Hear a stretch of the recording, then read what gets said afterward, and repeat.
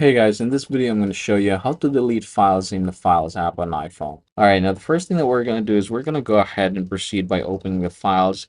And once we have the file that we want to delete located, say for example here in this folder, you can see that there are 6 files right here. Say for example I want to delete video 3, I can go over and long press that one and then go ahead and tap the delete button right here. Now what if say for example you want to delete multiple, I want you to head over and click this 3 dots. Click select, and then you can go ahead and start choosing which files you want to delete, or if we want to delete all, just go ahead and click the select all right here, and then you can go ahead and tap the delete button right here. So you can see the folder is empty, but what I want to show you is that it's really not yet deleted. What you want to do is head over to the recently deleted and then find the files here that you want to delete, and that will make it or permanently delete those files.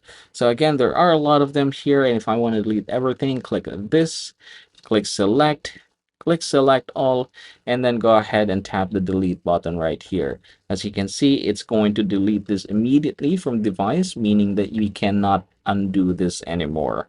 So yeah, that has been permanently deleted. Again, everybody, that's how you're going to do it. I hope this video helps you out.